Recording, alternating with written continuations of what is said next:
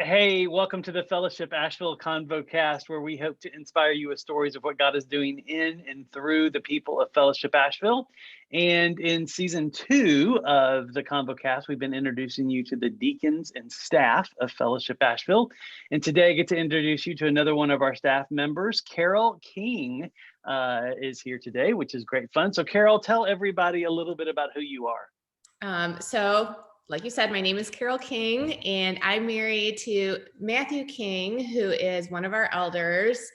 And we are kind of going through this season of being possibly empty nesters. We'll see if any of them end up coming back. We have 4 children between us. Jared, who is in Alaska, he is in the military. Justine, who is married to her husband, Matt, who are in Hendersonville. Justine is a paramedic, and her husband's a nurse. And we have 2 awesome grandchildren that are just so much fun. And then my daughter, Arlen, she just got married this past weekend in England. So she is now living overseas. And then Shane is at Western and studying environmental science, although he's kind of started taking an interest in aquatic chemistry, just like his mom. No, I'm just teasing, not like me. So we'll see. What is aquatic chemistry? I don't know. There's numbers and formulas and water. So that's well, Shane's always had he's been good with math and stuff, like from what I know. So that could be right up his alley. Well, what is something that most people don't know about you? And y'all know this, but I love hiking. Like, I love being out in the woods, love finding new trails. But I'm also directionally challenged, like which is problematic with hiking, I would think. So problematic. And so I am the person on the trail that'll come, to that group of people and, hey, are y'all leaving? Can I follow you off the trail? And I've also landed in places and came out where I'm like, I have no idea where the car is. When GPS first came out, like, not only am I directionally challenged, but I'm quite confident in my gut reactions. And so when GPS first came out, it would tell you, like, turn left. And I would go, no way, it's right, and I would go right. So I've learned to lean into things that are there, technology that can help me with all that. So, Carol, I think in many ways, you and I have so many similarities. So I am directionally challenged in some environments too. Here's what's weird. When I was a missionary, you could drop me off in Moscow and whatever internal compass I have is right. Like I could get a team from here to there with no map and be fine, just off gut. Okay, we need to go this way. We need to go this way. We need to go this way. For some reason in the States, that compass is completely opposite. Like if I'm at an intersection and yes, the GPS says turn right, and like there is something that everything in me is screaming turn left, turn left, turn left. Like I would bet money that left is the right direction. I've learned if everything in me says turn left, I'm better suited to turn right, because Stacy has this incredible sense of direction here in the States. Like she, seriously, you can close her eyes and turn her around and say which way is north, and she'll stop and then she'll point to it. It's crazy. It's crazy. Like with her eyes closed, she'll point to it. So I can be directionally challenged as well. Well, tell us how you came to know Jesus. Well, I'm like one of those kids where there was several of the hand raising moments, I grew up in church, but I really didn't hear the message of the gospel at the church that I was attending. We had some neighbors that lived across the street, and they invited me to VBS when I was a kid. And it was one of those messages of, where do you want to live, heaven or hell? And so that, I shot my hand up, like, I don't want to go that other place. Like I totally know. But I think what a significant moment is, one of my best friends growing up, she used to babysit for a lady in her neighborhood, and she had 2 kids, and she would just let all of us, we had like a group of us that just hung out, and she would let us, all the teenagers, kind of hang out at her house. And Mm. she would always have her Bible cracked open and always be just sharing the gospel with us. And there was a moment in her living room where it just kind of hit, and I accepted Christ. I prayed Mm. with her in her living room, and so I marked that as my moment that I said yes to Jesus. And Mm. there wasn't any growth or development during those years. Like somebody's like trajectory for faith sometimes kind of looks like this, and mine was like um, but when I was in my early 20s, I started attending a church that had a really intentional college and career group. And Mhm. I said yes to Jesus again, but more importantly, I said yes to baptism. And Mm. I think it was at that point in my life that I really started taking a look at, heaven isn't, and being with Jesus just isn't a relationship that I can have, after I die. It's actually a relationship that I can have right here in the here and now, and making the choice of making him Lord of my life. And so that's kind of Did my you story. did you notice after that more of that kind of growth, like, not the up and down and wild and crazy, but kind of a over the long haul, a more trajectory of growth after that? Yeah, and the neat thing about it is it really wasn't from my own doing. Yeah. I really saw the Lord take people out of my life, bring others into my life. So when I think of that verse, and really in raising grown children too, that, the Lord is the author and perfecter of your faith. Mhm. That's really, I've seen that demonstrated in my life. So, and Yeah. it's a comfort when you think like, oh, I don't have to do that for my kids. I don't have to Yeah. do that for others. Like, it's his story.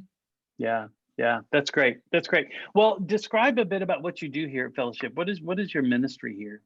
So God like crafted the perfect job for me that I never knew I wanted. So I have 2 hats that I wear. One is I do the graphic design for the church and do the communications piece. And the graphic design kind of touches on my artistic bent. I have a slight artistic bent, but it's very nuanced. And Mhm. I really enjoy doing the graphic design. And then I think where my passion for ministry is in children's ministry. So I lead our children's ministry, and so those are the 2 things that I kind of do. Yeah, and so just so the church knows, what Carol means by that is any graphic that you see that's attached to our weekly update, that's up on the screen, the slides and all that stuff. Carol's had her hands on all of that. And so, and then with children's ministry, it's all things children's ministry. Megan, she does preschool, you do all of children's ministry. And so you do an incredible job in all of those. And you're right. Who knew those two could go together? Yeah. Yeah. That's great. That's great. Well, how have you seen growth in your life in following Jesus in this ministry? How's he changed you? Oh, gosh, that's a hard question to answer because there's been a lot of change, So if I were to kind of just talk about what fellowship has meant to me and the growth that I've seen since I've been here, because I did children's ministry for years while I was in Michigan. Like, I lived in Mm, Michigan for years. So my growth at Fellowship, I would say would be depending on your team. So mhm. when you kind of identify weaknesses within yourself, you kind of you look for others and you lean on others, that's their strength. So that's something that I've really kind of grown into. I think I have this personality where it's kind of like I do it myself, Mhm, and mhm. that's not the way God's created us. God's created us to be in community, and just seeing the body of Christ work together is just such a beautiful thing. Yeah, and you've been very good about pulling people around you that do compliment you, Mhm. which I think is a great strength. and relying on team is big. Well, as you think about this ministry, what are some cool things that you've seen God do in it? Either in graphic, either in the graphic communication side or Fellowship Kids or both. Mm-hmm. Well, like throughout ministry, I think when I went to school for elementary education, and I did it while the kids were in school. So I went to school later in life. Mm-hmm. And I remember the church that I was working at the time, offered me a full-time position upon graduation. I had been working there part-time anyway. And I can remember when they had first kind of tapped me on the shoulder to see if I was interested in ministry, I took a look at all the positions that I need to recruit for. And I can remember just saying, okay, I can do that. I can do that. I can do that. I can do that. Thinking nobody would come, like those things aren't going to happen. And, what I've seen God do is like this is his church. He provides for it and he calls the people to it. And so what I've seen is just him pulling, crafting ministries, giving people gifting. And not only is it their gifting, sometimes it's their joy. Like there was a couple jobs that I wouldn't even ask people to do because I hated them so much. And I thought, if I hate them, surely other people do as well. And really, I had a lady kind of come up to me and just say, let me do this for you. And I'm like, oh, no, like like it's horrible, and What was it? What job it was so each week we would have to like make sure that we had all the activity sheets and everything for all the classrooms, and just that detail stuff, and and the cutting of the things, you know what I mean? In children's ministry, there's like it's like a scavenger hunt every week, and then there's like cutting and all this stuff that you have to do. And she said, no, this is my joy. This is what I really enjoy doing. So it's been neat to see just, God working through people's gifting and just the way the body of Christ comes together and works together. Yeah. What have you seen here at Fellowship?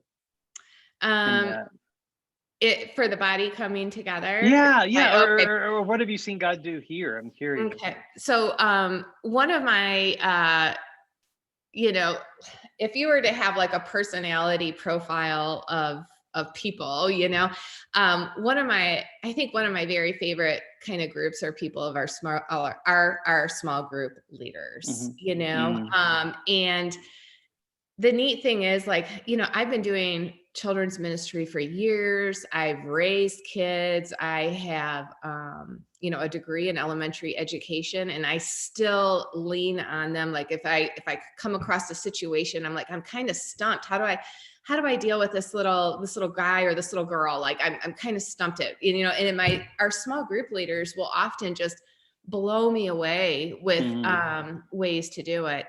And then another thing that I've really seen that I really appreciate is, our small group leaders kind of not only growing up in church, like I saw a lot of women in ministry, especially in children's ministry. Mm-hmm. What I appreciate about Fellowship is not only have I seen like men step into children's ministry, like talented women step into ministry, students step into ministry, but young men step into ministry. And to me, I think that's so important because I think a lot of kids think, oh, okay, like women, serve in the church. And then, when we get older, sometimes some guys come, and it really shows them that the church is a place for everybody, every age. So I think what I kind of blown away is just seeing our young people step up to serve. And it's not just they're filling a spot and babysitting, like they take a lesson, they bring the gospel into conversations, they answer questions, they handle, behavior things, and they do a fantastic job. That's awesome. That's awesome. What, as you look ahead to the future of your ministry, what do you hope to see God do? What do you hope the future holds? Well, I think what I've been praying for and would really love to see is that our church is in such a great spot right now. We have some just wonderful families, wonderful kids. And so my prayer has been that, as we're coming out of this pandemic, that our neighbors would see that this would be a great place maybe for their family to come and to bring their children. And like my prayer is to bring the kids that might have like a troubled life, that they might have, difficulty in school, difficulty at home, and that we would be able to show, Jesus to these families and these kids. In the fall, I would love to see like more small group leaders so that we're able to provide, spaces for kids based on their age level. I would love to have like different groups for different ages. I would love to see some like dynamic storytellers come on board so that they can share the Bible story in a creative and relevant way for our kids. So yeah, this some of the things that I'm praying and dreaming about. That's awesome. That's awesome. So question for you that I've asked everybody here at Fellowship that's done the ConvoCast. If you were to describe Fellowship in one word or a short phrase, what would it be? Well, I kind of have a disadvantage because I've seen the other ones and like they've taken such good words to describe the ConvoCast.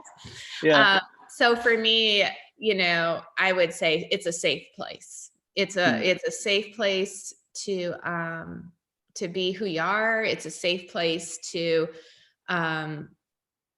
just be real, and have people kind of lean in and not judge you and just help you follow Jesus more closely.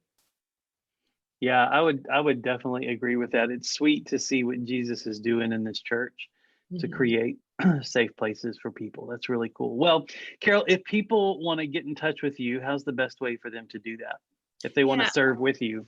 Yeah, the best way to get in touch with me is, by email. It's carol@fellowshipasheville.com. There's no E on the end of my name. You can also go to our website and we have a page that says Meet the Team. There's a direct link to email me through that. And I can always be found in Fellowship Kids Sunday mornings. That's right. That's right. So is the Carol with an E, is that the famous Carol King? I have no idea. I'm not sure how she spells her name. Okay. Well, Carol, thanks for doing this, and for those of you who are watching or listening, if you're watching on YouTube, feel free to hit like and subscribe, so you can get notifications of when these come out again. And even if you're listening on the podcast, hit subscribe. So those will automatically be downloaded to wherever it is that you listen to podcasts. So Carol, thanks, church. I love you, and I love being in church with you, and I'll see you next time. Bye.